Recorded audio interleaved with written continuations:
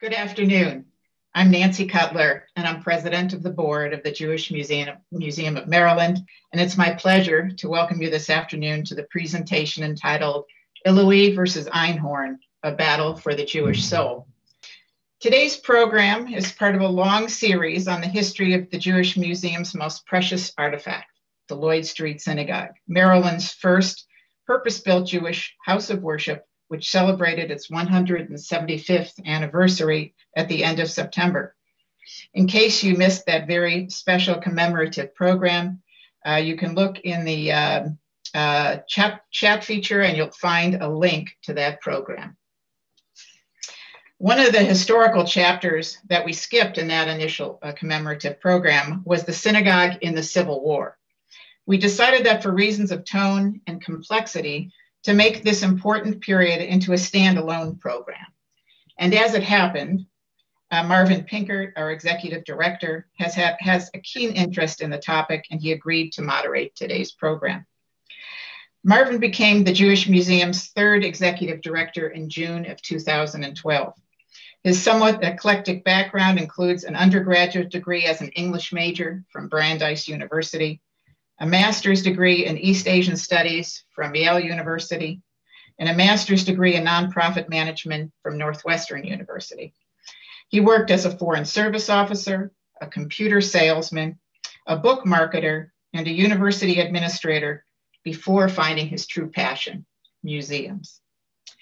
He rose to the position of vice president for programs at Chicago's Museum of Science and Industry, and later he served as the director of the National Archives Experience in Washington, D.C. In that role, he led the team that created the massive sesquicentennial traveling exhibit, Discovering the Civil War.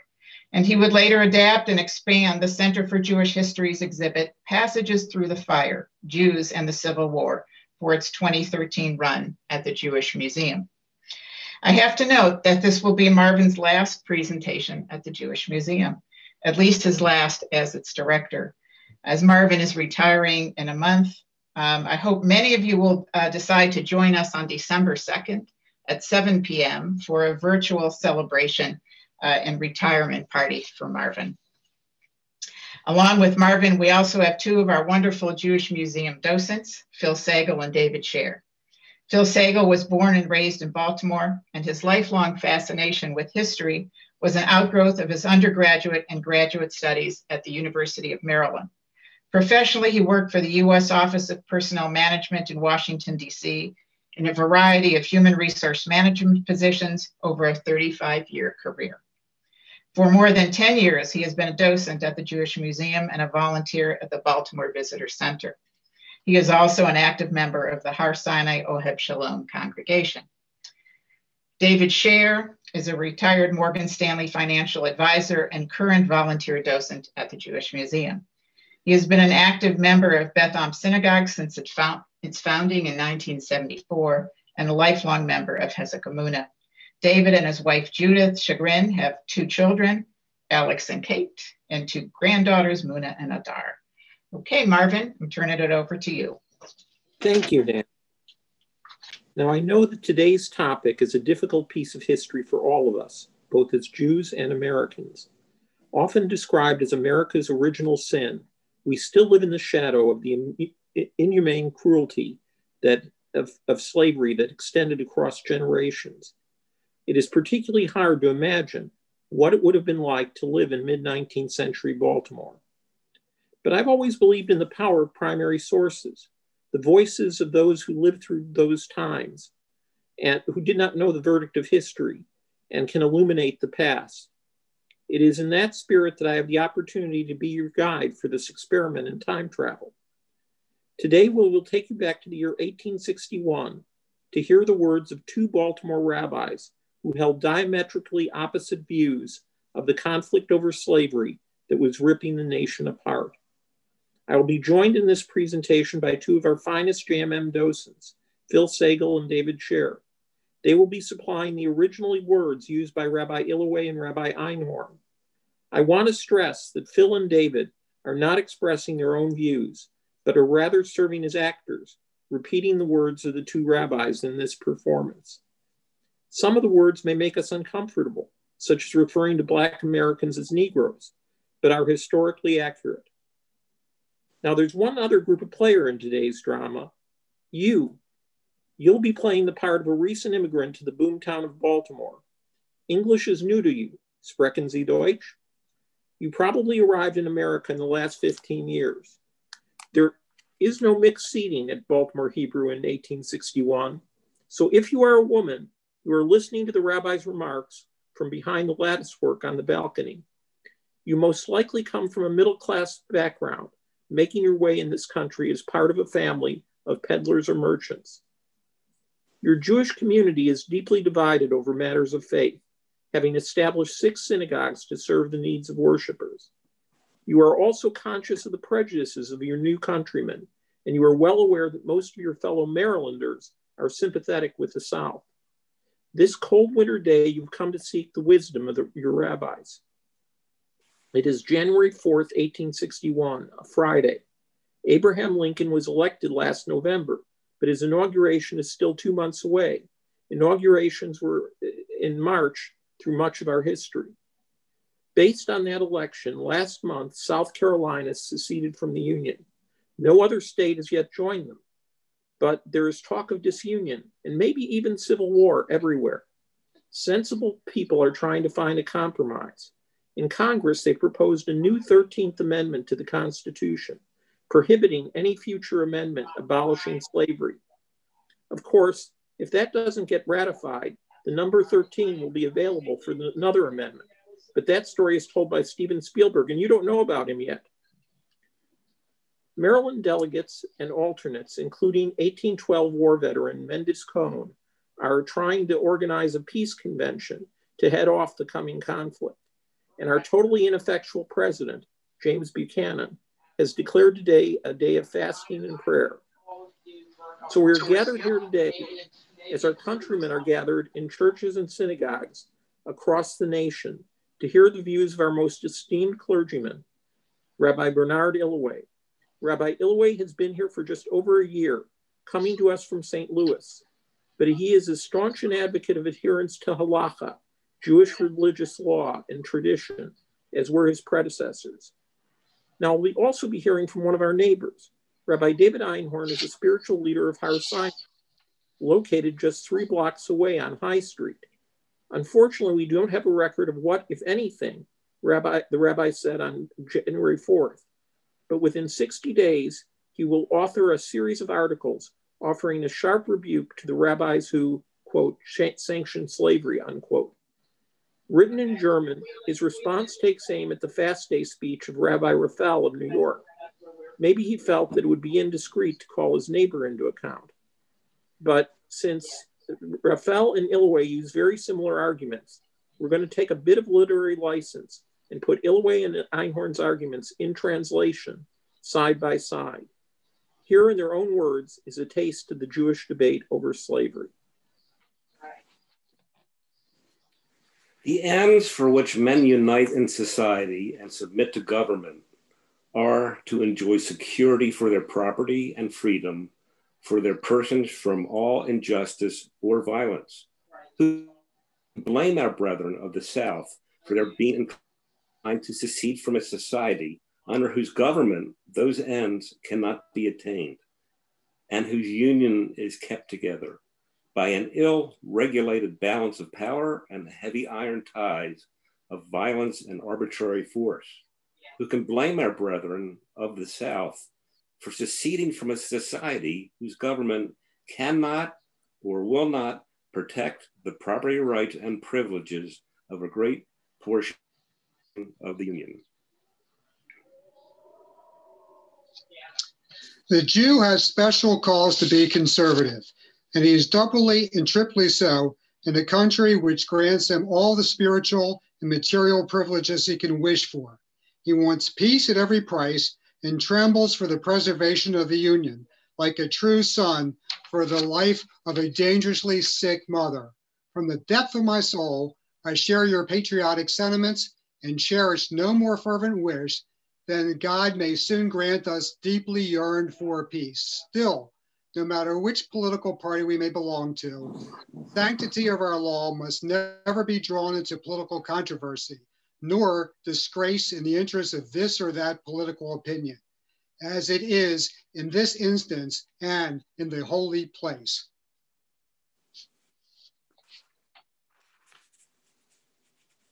So here is the core of the argument. Illoway believes that slavery is a political matter dealing with property rights. Einhorn believes it's a matter of moral law, and that for Jews, these moral considerations supersede politics. In looking at Illoway's remarks, it's difficult for me to understand Illoway's reference to cruel tyranny. At this point, the federal government has not set a single slave free from bondage. Buchanan, whose Secretary of War, John Floyd, has been busy transferring armaments to the South, was not a threat to the enslavers. And Lincoln, months away from taking office, had not even threatened to liberate slaves. So the cruel tyranny must refer to Northern efforts to block the expansion of slavery and the failure to enforce fugitive slave laws. In fact, the only violence he could be referring to was not perpetrated by the federal government, but by those resisting federal authority at Harper's Ferry and against federal marshals pursuing fugitive slaves in places like nearby Christiana, Pennsylvania. To the degree that the US federal government could be accused of cruel tyranny, it was in fact in suppressing abolition, not in supporting it. As for Rabbi Einhorn, he was a troublemaker from the start. He lost his congregation in Germany because he was considered too radical a reformer, and the King of Hungary threw him out because of his overt sympathies with revolutionaries. So describing himself as a conservative in any sense of that word is at least a little disingenuous. But his lip service on his alleged political conservatism is a useful reminder that in his era, abolition was viewed by many as essentially unpatriotic.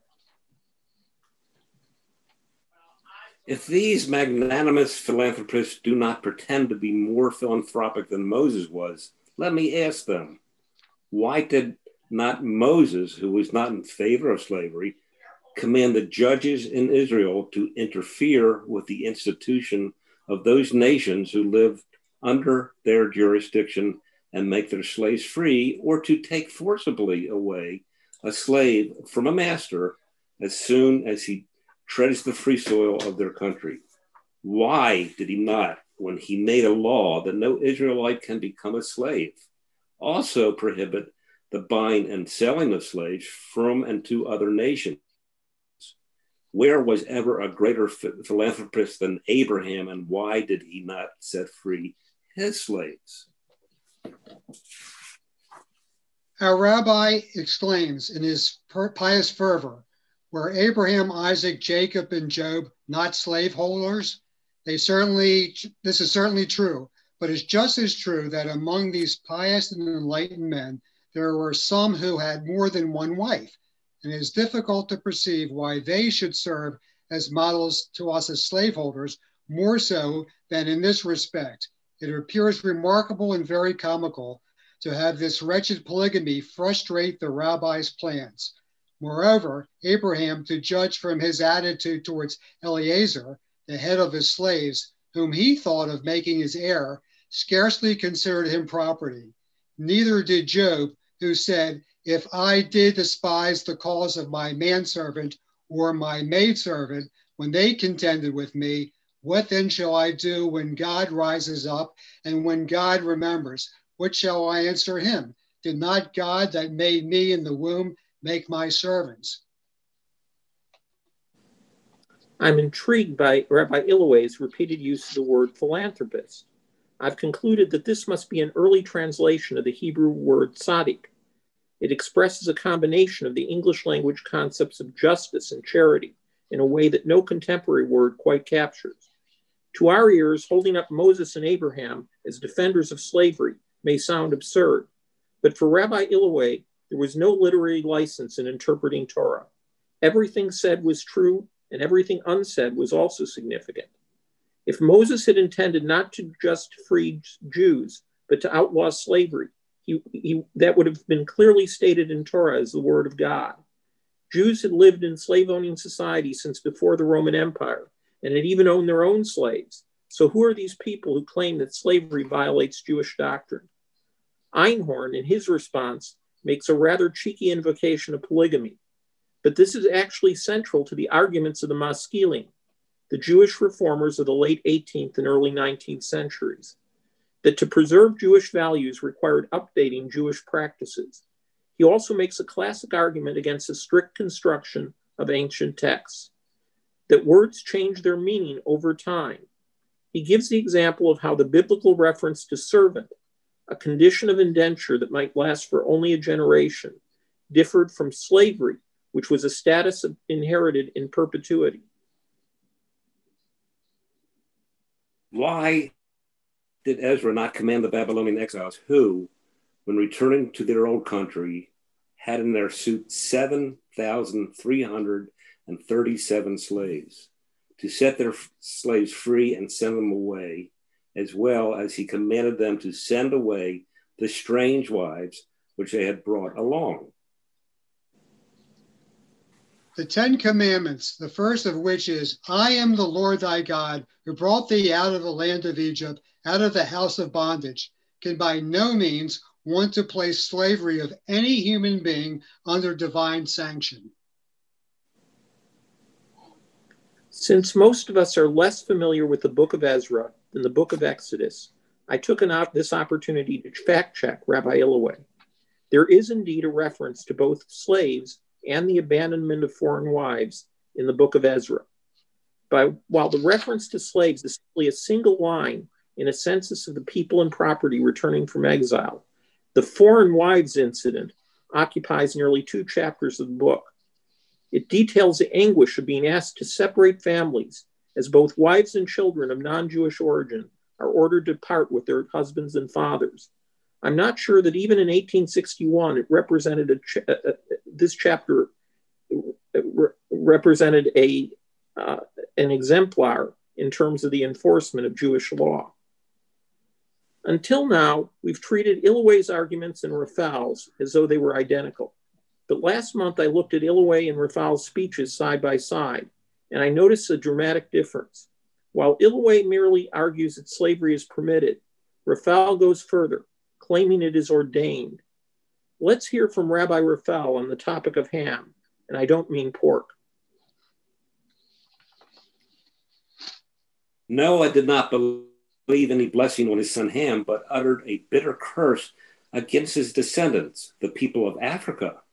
And to this day, it remains a fact that cannot be gainsaid that in his own native home, and generally throughout the world, the unfortunate Negro is indeed the meanest of slaves. Much has been said respecting the inferiority of his intellectual powers, and that no man of his race has ever inscribed his name on the pantheon of human existence, of excellence, either mental or moral. Does the what do you have Negro to say have to less? that, Rabbi Einhorn? Does the Negro have less of an ability to think, to feel, to will? Does he have less a desire to happiness? Was he born not to be entitled to all these?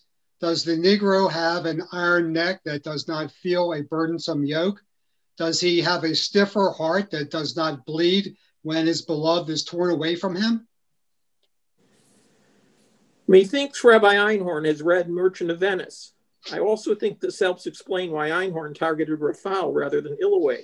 In fact, in a biography of Illoway written by Illoway's son, he claims that his father maintained good personal relations with reformers like Rabbi Einhorn and Rabbi Weiss of Cincinnati, even though he sharply disagreed with their religious philosophies. So now let's turn back to Rabbi Illoway to make his concluding case. We have no right to exercise violence against the institutions of other states or countries, even if religious feelings and philanthropic sentiments bid us disapprove of them. Therefore, my friends, there's only one rampart which can save our country from degradation and ruin. We must have no other guide than the book of God and the virtues which it teaches, and make their hearts inaccessible to the pernicious influence of some individuals who exert all their efforts to mislead them, under the disguise of religion and philanthropy, from the true path of true religion. The question simply is slavery a moral evil or not? It took a Jewish preacher to concoct a deplorable farce in the name of divine authority to proclaim the justification, the moral blamelessness of servitude, and to lay down the law to Christian preachers of opposite convictions. The Jew, a descendant of that race, even today suffers under the yoke of slavery in most places of the world. Crying out to God, undertook to designate slavery as perfectly sinless institution sanctioned by God. I am the impudent persons who will not believe this are met with fanatical zeal and with a sort of moral indignation. The spotless morality of the Mosaic principles is our pride, our fame, our weapon since thousands of years. This weapon we cannot forfeit without pressing a mighty sword into the hands of our foes. This would be unscrupulous, prove the greatest triumph of our adversaries and our own destruction, and would be paying too dearly for the fleeting, wavering favor of the moment. Would it not then be justly said, such are the Jews, where they are oppressed, they boast of humanity of their religion. But where they are free, the rabbis declare slavery to have been sanctioned by God. You knew this was going to get personal. Illoway essentially calls those rabbis who declare abolition to be a Jewish value charlatans. And Einhorn yells back, hypocrites. For the strict constructionists, abolition was just another excuse by reformers to invent a new Judaism, one that departed from traditional practice. Einhorn is not only concerned with the moral question of slavery, but also the way in which the defense of slavery will be interpreted by Christian neighbors. Indeed, by the time Einhorn writes his response to Rabbi Raphael, Southern newspapers had given wide coverage to the sermons where Jewish rabbis had defended the position of the Confederacy.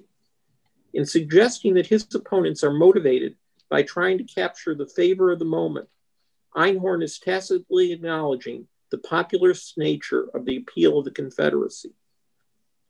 Within a month of writing his response on the eve of Passover, Rabbi Einhorn flees to Philadelphia, fearing the wrath of the Baltimore mob. 3 weeks later, when the threat subsides, the lay leadership of Har Sinai invites him to come back on condition that he stay silent on matters of politics. He declines and will never return. A year later, as Maryland remains in Union hands, Rabbi Illoway heads to the friendlier climate of New Orleans. He will not come back as well. But years ago, when we produced our exhibit on the Civil War here at JMM, we found one piece of evidence that I think that his thinking on slavery had been altered by the passage of time. He wrote a passionate eulogy for President Lincoln in 1865, and that, if sincere, suggests a complete change in view. I also feel I should mention one more prominent rabbi in Baltimore in this period. Rabbi Benjamin Zold of Oheb Sholem is the neutral in our story, the compromiser. He said that he would do anything for the cause of peace, including accepting slavery. He and his daughter Henrietta will continue to live in Baltimore for the duration of the war and decades afterwards. He will become one of the founders of conservative Judaism. And Baltimore Hebrew? My reading of the cryptic minutes of the congregation suggests that the faction that supported Illoway, the faction most committed to preserving tradition, loses power, at least in part, due to the Civil War. The synagogue president, Moses Wiesenfeld, is sent to prison in upstate New York for allegedly selling uniforms to the Confederacy. Vice President Jonas Friedenwald appears to be occupied with other matters and gradually disappears from the minutes temporarily. In the power vacuum that follows, the forces of reform will eventually dominate Baltimore Hebrew, and with their decision in the early 1870s to put women in the choir, they will inspire the proto-Orthodox faction to break away and form Chizuk Amuno down the block. We are almost 160 years away from that cold January day. We have advanced in so many ways. especially in terms of material wealth and technology. Yet all recent evidence suggests that we remain a nation deeply divided. And moreover, the fault lines of that division still appear to be linked to attitudes about race. It is easy with 2020 hindsight to say who should have won the Illilouette-Einhorn argument. But I want to leave you with the uneasy thought that the debates that continue in our community in 2020, such as the debate over issues of support for Black Lives Matter, may be at least as consequential for the future of Judaism as the debate over slavery was 5 generations ago.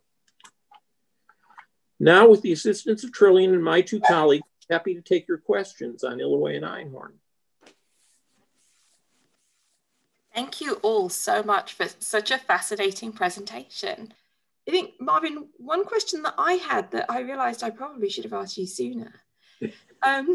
Is there any more, do you know any more to what happened to Rabbi Raphael afterwards? You know, we really spoke about Illilouette and Einhorn a lot, but do you have any more of his sort of next steps post-Civil War, perhaps?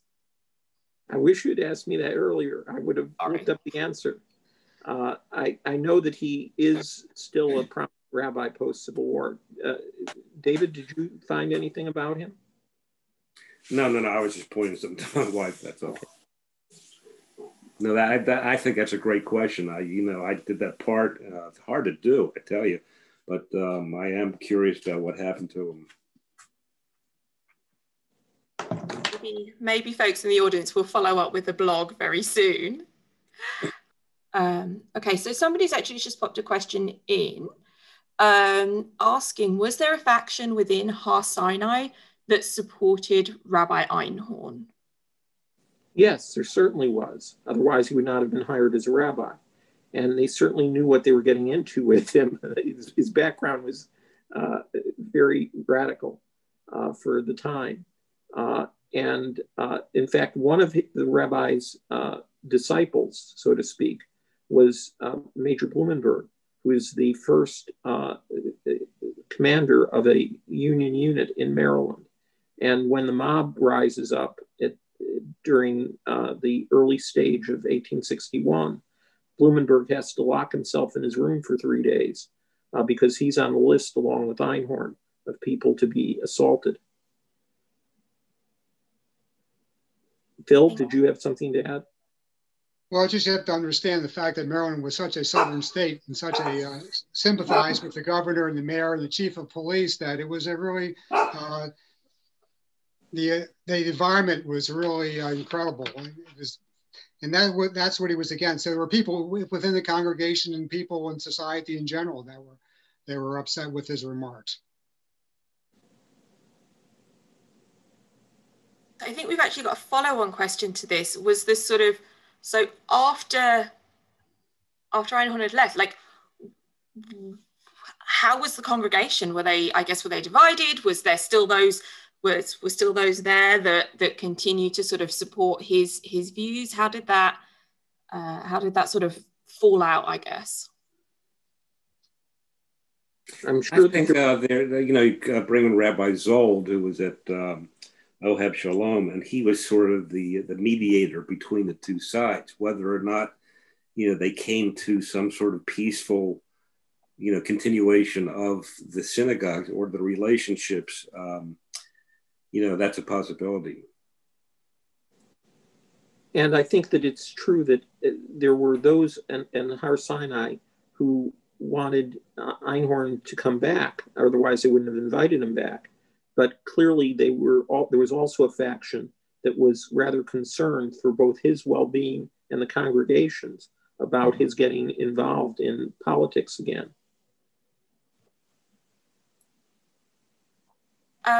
So let's go to a sort of a broader question that came in from Shelley, who has asked about generally what the Jewish communities did during the Civil War. I don't know if that's specifically Maryland or wider, but wonder, Marvin, I know you've got a little background on that. Yeah.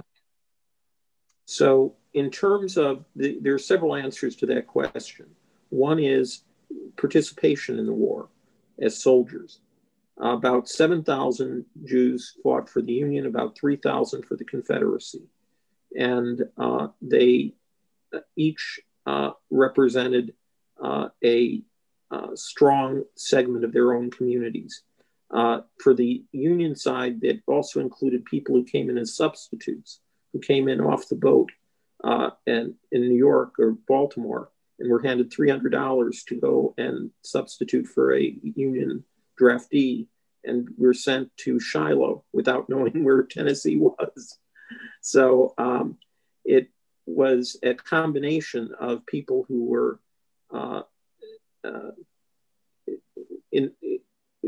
positively disposed to the Union cause and people who just fell into line because it was part of the immigrant experience.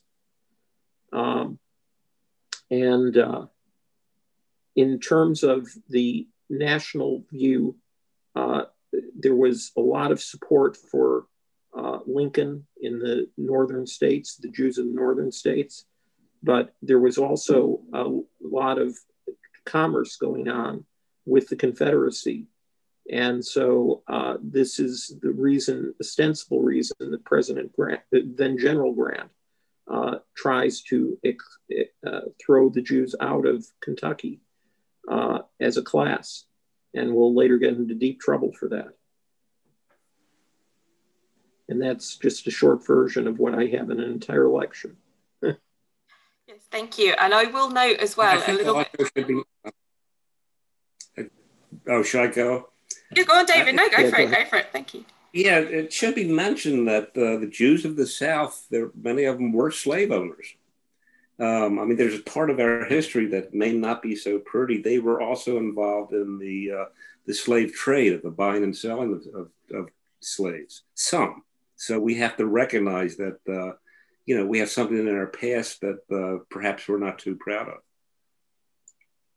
Absolutely. In addition, wasn't there a network of peddlers that were connected to Marylanders who had businesses in the South and went to the South? So therefore, there was some concern about what would happen to their businesses with regard to the Civil War.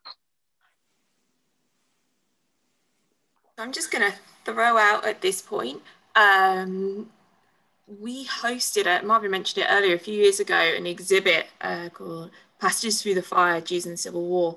And a little later, we're going to drop a link into the chat. We have the exhibit catalog still available through our museum store, Esther's Place, that can be ordered online. So for those of you that are really looking to build your knowledge in that area, I think that would be a really great sort of first book to start with for you, failing being able to see Marvin's presentation, which is actually on our website as well. So you can always go back to that too. Okay, let's do our next question. So we've had a couple of questions around the question of whether or not a rabbi should be bringing their personal political beliefs into the synagogue, sort of recognizing that's what had happened historically. I guess wonder if you guys have a strong opinion on that side of things. Well, before we get to my opinion is that it's a great question.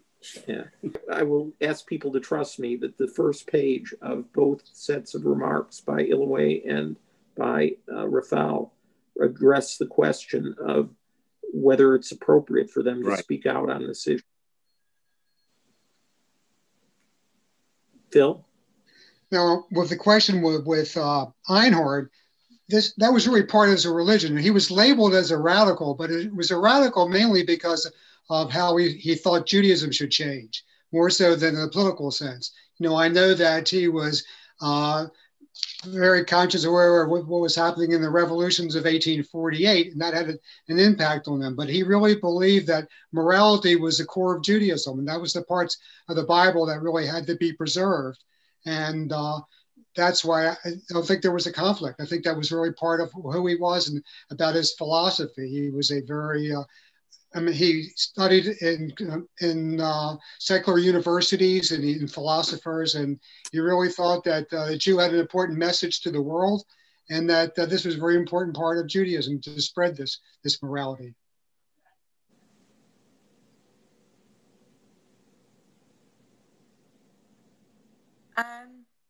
Next question we've got came from Lola.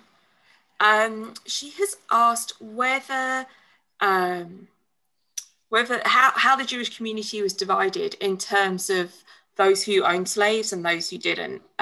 Does anyone have a sense of that figure? I have a sense of what happened in Maryland as opposed to elsewhere, because when you get deeper in the South, as David pointed out, there are many more Jewish slaveholders. But in Maryland, even people like Mendes Cone, who held 2 slaves in the 1830 census, by the 1860 census, has replaced them with an Irish and a German worker. And this was fairly common because, of course, by the time you reach 1860, half of the African Americans in the state of Maryland are free. They're given manumission. And that's because of, among other things, Maryland's proximity to Pennsylvania, so that you could literally walk to freedom out of Maryland. And so rather than have their slaves become valueless to them over time because they obtained freedom by escaping, they elected to switch to hired labor, which was still very cheap. Thank you. Well, also, just like much of Maryland, on a global level and the Jewish community, I mean, this is a state that was split on slavery. It was a slave owning state, but it didn't secede. But there was a split all over about the, between, people who believed in slavery and abolitionists.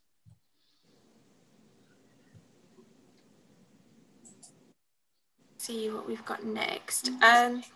Marvin, someone asked if there was any reaction that you know of in New Orleans, or perhaps even beyond, to the eulogy that Rabbi Illaway wrote for President Lincoln. Is that something that you've stumbled across in your reading? No, I haven't. I gotta be honest with you. It wouldn't surprise me, though, if there were some sympathizers in New Orleans, because over the course of the war, I think some people's attitudes changed. Obviously, we were, post-war, there are a lot of people who feel that the wrong side won, but that isn't a universal feeling. Some people wanted to move on, and especially people in larger cities like New Orleans, which had a more of a multicultural background. Thank you. I know I saw one question came in from Helene, I believe, as to, where did we go? The families of the rabbis, do we know were their values shared by their families, whether that be sort of immediate or extended? Do we know anything of that side of the life of the rabbis and how that might have altered their opinions? I read the biography written by his son, of his father, Illaway's son. And that left me with the impression that his son was more open to the varieties of Jewish experience than his father was. And perhaps was not as, I would say that would be also a sign that he would have a lower commitment to the issue of slavery. But it didn't always follow that the parents and the children had the same point of view. You have in the Friedenwald family, the fact that Jonas Friedenwald has 3 sons and a daughter, and 2 of the sons are pro-Confederate. And the 3rd son, Aaron Friedenwald, says, my greatest wish is that my brothers get a bullet in their rear end. And so there was clearly some family divides here.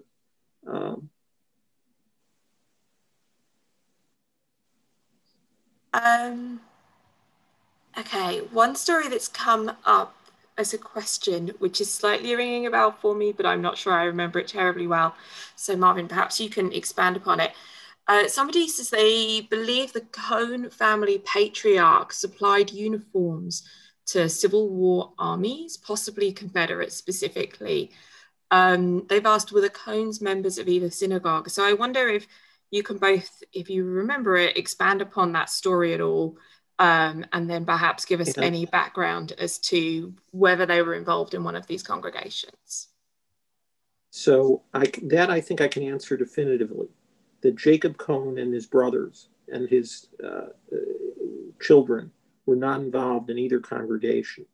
They were involved with Mikveh Israel in Philadelphia, and they also participated in the short-lived Sephardic synagogue that was established between 1856 and 1860 in Baltimore. But they were not in the same league as the German Jews. Even though they came from Bavaria, they did not look upon themselves in the same light as the first generation German Jews who were creating Lloyd's Baltimore Hebrew congregation. So that's the difference here. There's no record that I've found of any involvement of the Cones with Baltimore Hebrew. Even though Baltimore Hebrew, I believe their cemetery adopted their graves at a later date. But it also brings up the point that they're them making uniforms for the Confederacy says that there is a lot of dependency on, business people in the North on the South. There were, the whole clothing trade in Manhattan, they depended on the South for their raw materials. So there was, some issues with that too. And I think two stories may have been conflated here. Wiesenfeld is accused of selling uniforms to the South, and he was. It was Wiesenfeld. I'm sorry, I thought it was. Yeah, and okay. Friedenwald was also partially in the clothing businesses. He was in the scrap metal business and the umbrella business. But as for the Cones, I think they were strictly in the lottery and banking businesses. Thank you. Got another question here from Jennifer that I'd like to ask. So Jennifer's asked, what support did Rabbi, she's referred to Rabbi Einhorn, but I think this could apply to either of the rabbis we're talking about here. What support did they receive either from other rabbis within Maryland, or perhaps going further out across the US as a whole, and then actually going off of that also from other Christian and clergy and such? Were they receiving support on that side of things as well with regards to their views? Well, Rabbi Raphael definitely had support from the Christian community of the South. In terms of Rabbi Illaway, he obviously was connected to the network of clergymen who were supportive of the Confederacy. But Rabbi Einhorn, there was some support from Rabbi Weiss, but I think there was a comment in the Q&A about Rabbi Einhorn being rather obnoxious. And I'm not sure that he won a lot of friends easily. I think that he was very insistent that it was his way or no other way. And that even involved conflicts with Rabbi Weiss, who was trying in Cincinnati, who was trying to create a national Jewish community. Phil, do you have any? Well, the fact that he was hired as a rabbi in KI, Knesset Israel in Philadelphia, somebody evidently must have liked what he was doing or what he was saying. So he was there for a while and then went to New York. But other than that, I don't know.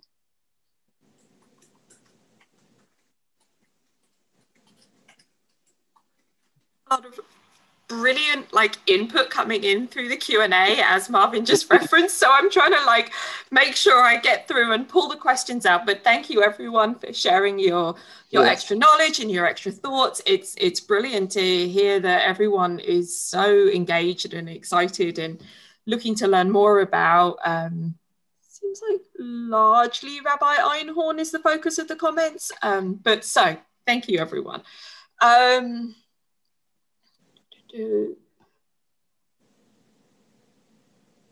Okay.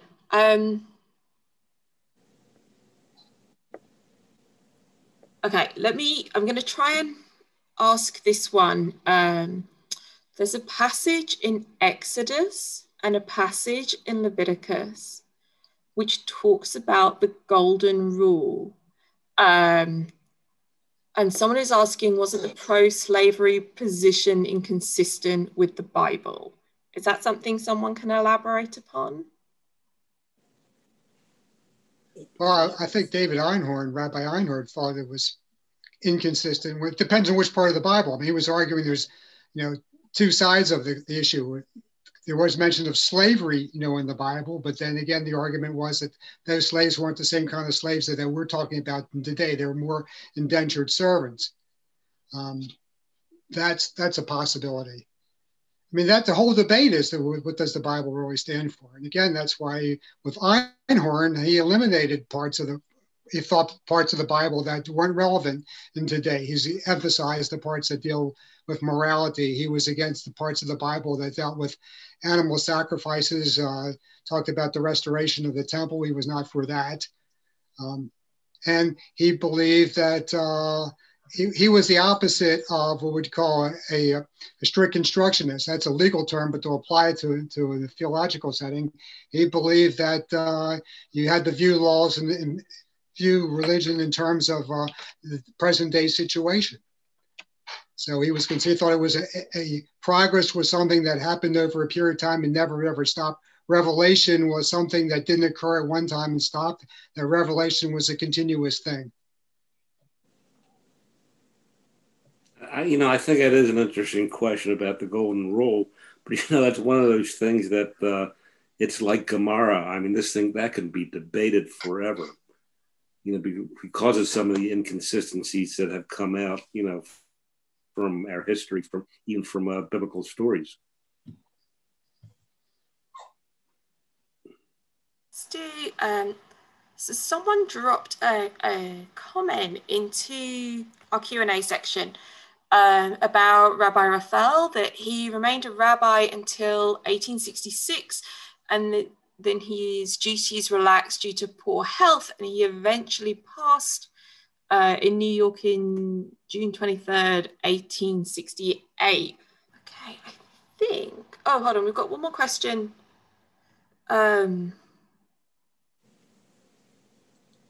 Someone is asking about, I guess, essentially the question is, how much did the mode of making money and the accumulation of wealth influence the actions of the Jewish leadership?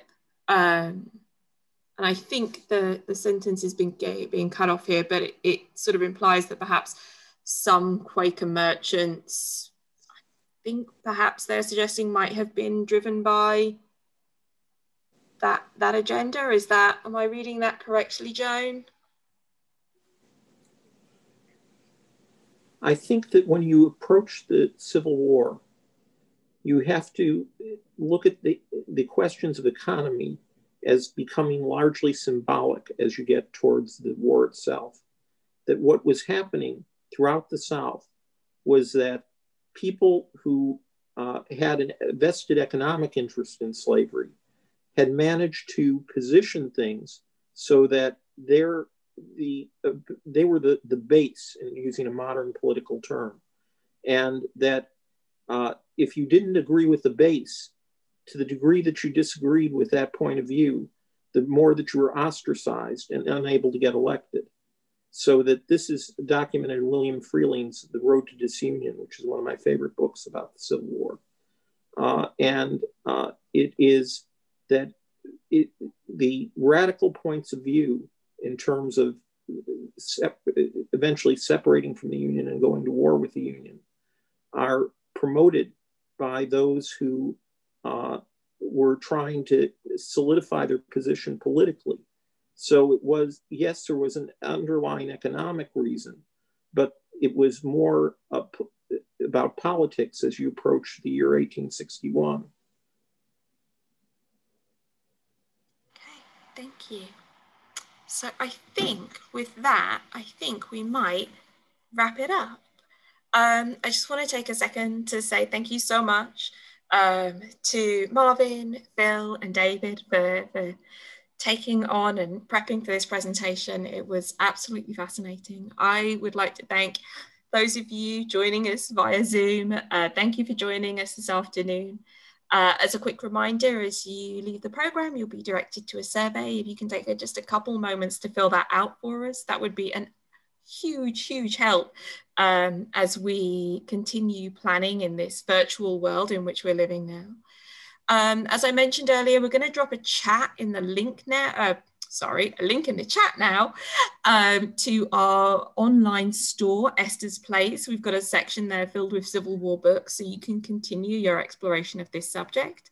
As a reminder, all purchases made through our store go to help support the museum and help us to continue to do what we do. Again, as Nancy mentioned earlier, the program today is part of our 175th anniversary celebrations of the Lloyd Street Synagogue. Again, we're going to drop a couple links in the chat. Got it the right way around this time, just. There is both going to be a link to a recording of our kickoff event that happened on October 1st. There's also going to be a link to our next presentation that's coming up at the end of December with our wonderful volunteer coordinator, Wendy Davis. And then there's also a link there on how you can reserve tickets to come down and visit the museum, where we also have a new pop-up exhibit on display that celebrates the history of the synagogue and brings out some of the objects that we haven't often been able to display in the past. And then finally, just a quick reminder again, building on what Nancy said, this is Marvin's last presentation for us. I am not quite sure how to process this right now. Don't tell Marvin, but we have a celebration planned. Marvin, you're not hearing this. We have a celebration planned for December 2nd, in which I'm sure, thank you, in which I'm sure we will both celebrate Marvin's legacy, wish him well in his retirement, and perhaps just ever so slightly embarrass him. So please use the link in the chat there as well to register. It should be a really fun event and a great way to send Marvin off. So with that, I think that is all. Brilliant. I have to tell you that while we're still on good speaking terms, I want to tell you how much I appreciate all the work that you and Laura have done to make this program possible.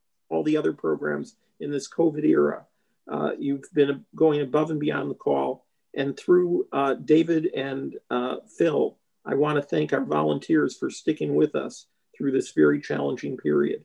We can't do the work with the museum without volunteers. And you guys have just been fantastic. So thank you. Well, Marvin, it's been great meeting you. I really enjoyed you. You fascinate me, and you're so interesting to talk to. Troy and Lee did an amazing job putting this whole thing together and make it run smoothly for us. So you and others, I suppose. So thank you. All I can say is amen to that. Well, thank you all very much. Thank you everyone there for joining us. And with that, we will leave you all to have a wonderful afternoon. Thank you for joining us, and we will hope to see you again all very, very soon. Thank you. Thanks. Goodbye.